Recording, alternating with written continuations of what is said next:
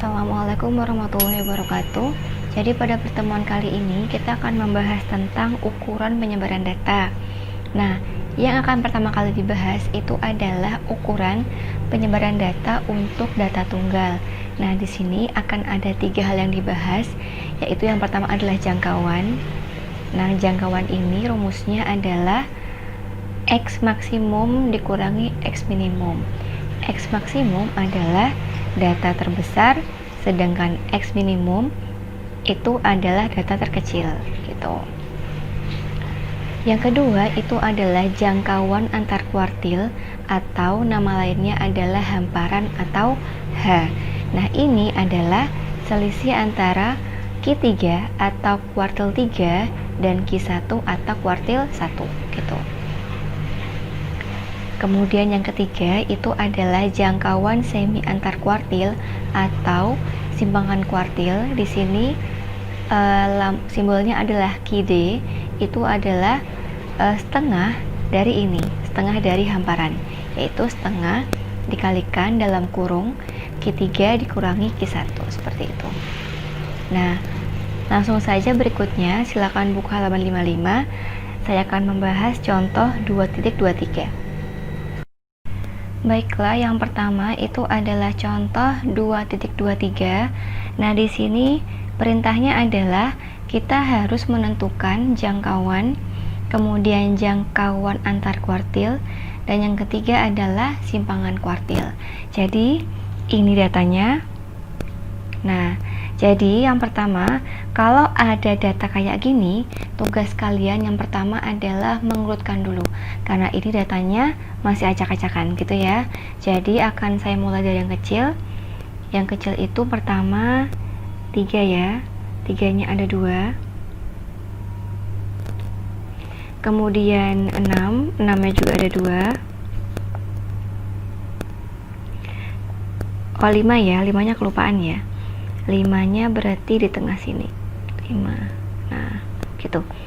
3, 5, 6, 6, kemudian 8, kemudian 9, kemudian 10. Nah, gitu ya. Oke, jadi 3, 3, 5, 6, 6, 8, 9, 10. Datanya ada 1, 2, 3, 4, 5, 6, 7, 8. 1, 2, 3, 4, 5, 6, 7, 8. Sudah sama ya. Oke, yang kedua itu kalian harus menentukan dulu. Jadi gini, yang pertama itu kan kita menentukan jangkauan. Jangkauan itu rumusnya J adalah X maksimum dikurangi X minimum. Nah, X maksimum itu kan yang paling besar kan 10. Yang minimum itu adalah 3. Jadi 7. Nah, gitu aja. Gitu ya. Kemudian berikutnya ini yang pertama.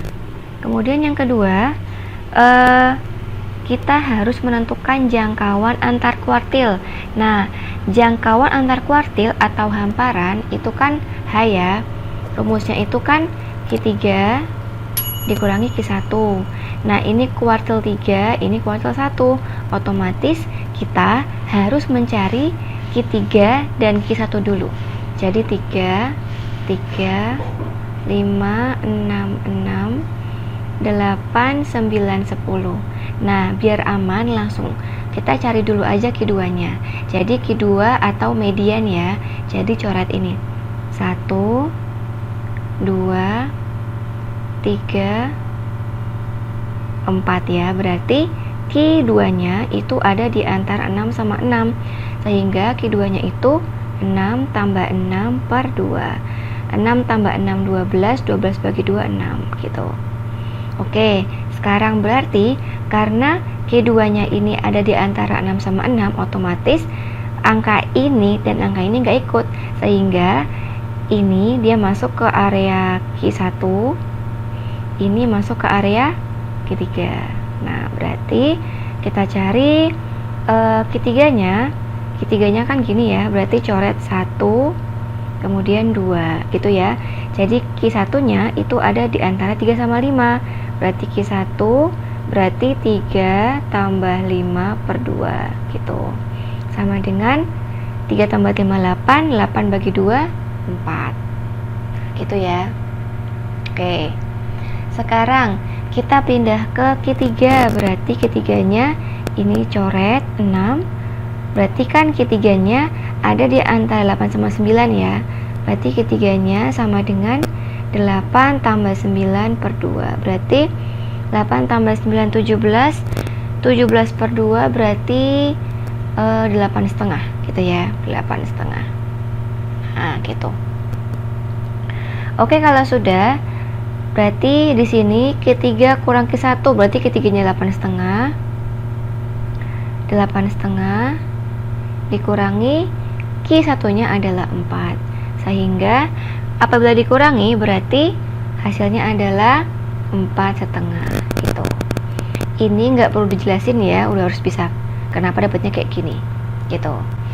Oke, yang terakhir itu adalah simpangan kuartil. Nah, rumusnya itu adalah tadi apa ya? Tadi QD ya. QD itu kan sama aja setengahnya H ya. Setengahnya H. Setengah dalam kurung atau Q3 kurang Q1. Nah, biar nggak bingung. Setengah Q3 kurang Q1 kan ini toh. Berarti kan dikalikan 4,5. Ini mau saya ubah jadi pecahan biasa aja. 4 kali 2, 8 tambah 1, 9. 9 per 2. Berarti kalikan 9 per 2. Nah, gitu. Nah, hasilnya itu adalah 9 per 4. Ini benar, atau kalau mau diubah menjadi pecahan campuran berarti 4 1 per 2. Seperti itu. Baiklah, berikutnya itu adalah simpangan rata-rata. Jadi ini disebut juga dengan deviasi rata-rata. Nah, jadi ini rumusnya ya, ini rumusnya. Kemudian nanti langsung contoh aja. Contohnya yang pertama itu halaman 56 itu ada contoh 2.24 ya.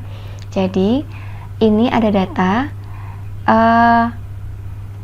yang pertama dicari untuk mencari simpangan rata itu adalah X bar. Nah, ini X bar itu adalah rata-rata. Nah, karena rata-ratanya masih data tunggal, langsung aja berarti rata-ratanya sama dengan 2 tambah 3 tambah 6 tambah 8 tambah 9 tambah 10 tambah 12 tambah 14. Nah, per jumlah data atau N-nya ini ada 8.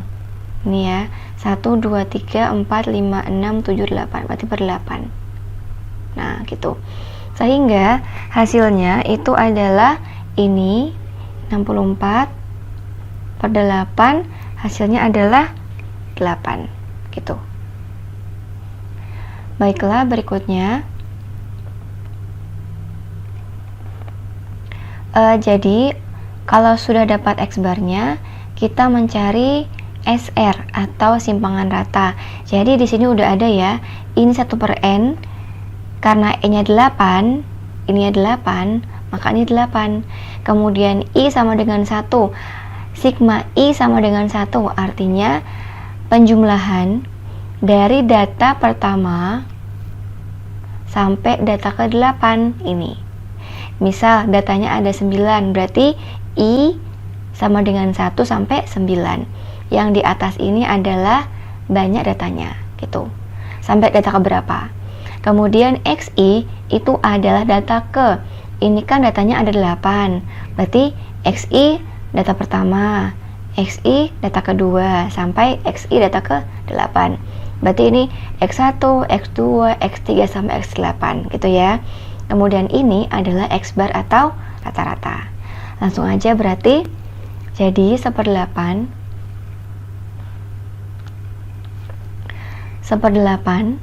Nah, kalau sudah sigma kan penjumlahan, berarti kita mulai dari X1 dulu.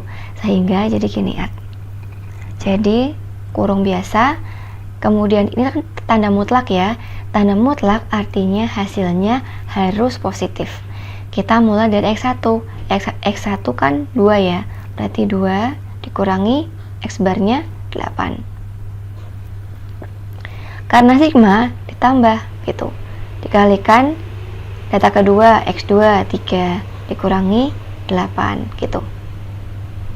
Kemudian ditambah data ketiga 6 dikurangi 8 ditambah data keempatnya 8 ya. 8 kurang 8 ditambah 9 kurang 8 ditambah 10 kurang 8 ditambah 12 kurang 8 ditambah 14 kurang 8. Nah gitu, sama dengan 1/8. 2 kurang 8 kan min 6, karena mutlak berarti positif harus, sehingga ini 6 bukan min 6. Sama juga kayak ini, min 5 jadi 5 gitu ya. Kemudian ditambah ini 2 ditambah 0 ditambah 1 tambah 2 tambah 4 tambah 6 sama dengan 1/8 dikali ini, jumlahkan semuanya, itu hasilnya mulai dari ini dulu ya, 4 tambah 6 10, ini 10. Kemudian 2 tambah 2 4 tambah 1 5 tambah 5 10, 10 tambah 10 20, berarti tambah 6 26 gitu. Jadi hasilnya 26/8 itu hasilnya adalah berapa ini? 4 3 2/8 gitu. Gitu ya. 8 kali 3 24 tambah 2 26, atau kalau desimal berarti 3,25. Kalau di buku ini ya hasilnya ya, ini kalau pecahan campuran gitu. Atau ini bisa juga menjadi 3 1/4, dikecilkan gitu ya. Jadi ini benar semua jawabannya. Baiklah, yang terakhir untuk data tunggal itu adalah ragam dan simpangan baku. Jadi kalau mau mengerjakan simpangan baku, kerjakan ini dulu gitu, karena ini saling berkaitan gitu ya. Untuk ragam dan simpangan baku itu kalian bisa buka halaman 56, itu adalah rumusnya. Kemudian bersambung ke halaman 57, itu ada soalnya. Jadi ragam itu nama lainnya adalah varians, atau simbolnya adalah S kuadrat. Nah ini 1/n, n itu adalah banyak datanya. Kemudian sigma I sama dengan 1, berarti penjumlahan dari data ke 1 sampai data ke n. Ini adalah tergantung dari banyak data. Kalau datanya 5 berarti ini 5 gitu ya. Kalau 6 berarti 6. Kemudian xi itu adalah data kesekian, misalkan x1, x2 sampai x ke n gitu ya. Kemudian x bar ini sama kayak tadi, ini adalah rata-rata. Bedanya sama yang tadi itu kan nggak dimutlak, tadi itu kan mutlak ya, ini nggak dimutlakan. Kemudian tadi itu nggak ada kuadratnya, ini ada kuadratnya gitu. Kalau sudah, kita pindah ke simpangan baku atau deviasi baku, simbolnya adalah S. Jadi kalau udah nemu ini dan kita mau nyari ininya, tinggal diakarkan aja gitu ya. Baiklah, sekarang kita pindah ke contoh 2.25. Silakan buka buku Yudhistira halaman 57. Di situ ada perintahnya, tentukan ragam S kuadrat dan simpangan baku atau S dari data berikut ini. Nah, jadi kita mulai. Yang pertama, ketika mau mengerjakan ini, kan ini ada X bar ya. Jadi yang pertama dicari itu adalah X barnya gitu. Nah, X bar itu adalah rata-rata. Jadi pertama kita jumlahkan dulu semuanya. Berarti ini jumlahkan dulu ya. 2 tambah 3 tambah 6 tambah 8 tambah 9 tambah 10 tambah 12 tambah 14. Ini per Datanya kan ada berapa datanya ya? 1, 2, 3, 4, 5, 6, 7, 8. Datanya ada 8. Oke, berarti sama dengan ini, hitung sendiri ya. Ini hasilnya adalah 8. Nah, dijumlahkan kemudian bagi 8. Hasilnya 8, gitu ya. Berikutnya kalau sudah, jadi kita pindah ke ini. Kita pindah ke ini dulu, yang ini. Ini, yang atas. Ini. Itu ya. Jadi mulai dari data pertama. Data pertama itu kan ini ya, 2 ya.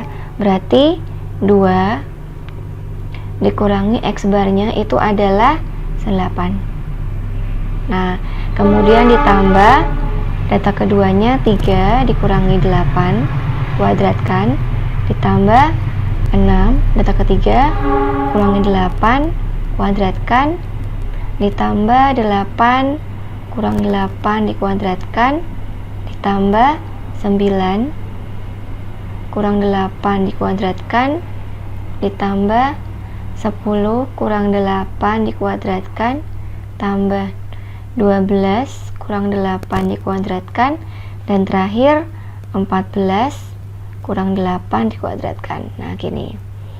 Jadi sigma penjumlahan dari data pertama ini sampai ke 8 ini, gitu ya. Kalau sudah sekarang 2 kurang 8 kan min 6 ya. Min 6 pangkat 2 kan 4 gitu. Kemudian ditambah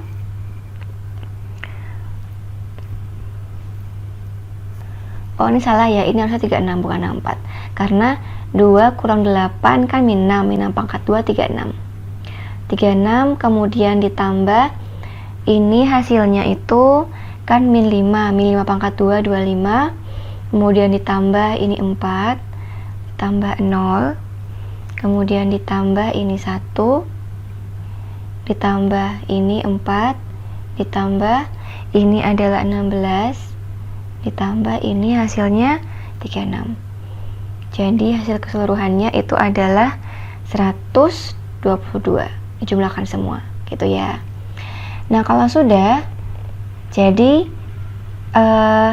ini kan langsung aja berarti kita kalikan sama 1/8. Kenapa 1/8? Karena ini kan 1/6, n-nya kan 1/6 ya, yang ini n-nya kan 8, berarti di sini 1/8. Nah, ini kan ini berarti kalikan aja sama 122 gitu. Nah, hasilnya itu adalah 15,25. Ini kalau hasil desimal gitu. Berarti mungkin kalau hasil pecahan campuran berarti 15,25 per 100. Kalau dikecilin berarti 15/1/4 gitu ya. Nah, tapi karena ini kita mau kuadratkan, mau diakarkan maksudnya, kita pakai ini aja. Nah, gitu. Berikutnya, kita kan udah mencari ini ya, ragam atau varian S kuadrat. Berikutnya kita diperintahkan untuk mencari S-nya. S ini kan akar ini ya, langsung aja berarti akar 15,25. Ini silakan pakai kalkulator, itu hasilnya adalah 3,91. Ini sepertinya hasilnya ini ya, panjang ya, tapi kita hanya mengambil 2 angka belakang koma, seperti itu.